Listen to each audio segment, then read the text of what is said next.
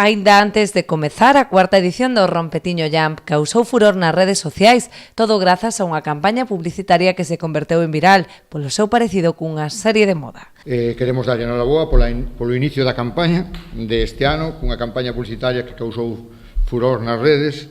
e que tamén se converteu nun escaparate turístico moi importante para o noso concello, non? Dende a organización destacan o salto de calidade que supón esta edición coa incorporación de moitas novidades. Como novidades, pois este ano podemos falar dunha zona de food trucks, que este ano pois traemos tamén o que levou o Premio Nacional de Food Trucks, Jabucos, e despois pois tamén podemos falar de que este ano teremos actividades de Dirty Jump, roller, trial bike, que anos anteriores, nas edicións anteriores, pois non contábamos con este tipo de disciplinas. Exhibicións, música, baile e diversas expresións artísticas integran o groso da programación que se desenvolverá ao longo de todo o fin de semana. De exhibicións de todo tipo, en bicicleta, parkour,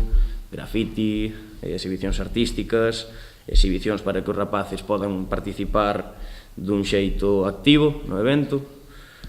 E despois o plato fuerte do sábado, que un dos platos fuertes que é a partir das 8, que é a música, a zona de conciertos, no que vamos a ter a 5 veces disco de ouro Rilsby, Erin, que é un artista galego, vamos ter artistas locais de Porto do Son. Dende a organización quixeron agradecer a colaboración dos patrocinadores e do Concello do Son, que fan posible esta arriscada aposta de facer un festival de cultura urbana no rural. Elegir un concello rural pequeno, que a veces organizar este tipo de eventos, ademais ca dimensión e ca programación que nos acaba de contar agora Luís, non é fácil porque a verdade é que tampouco non temos tantas casas comerciales, non temos grandes empresas, bueno, pois realizar este tipo de eventos con esas actividades non é fácil, non? Dentro do Concello de Porto do Son tamén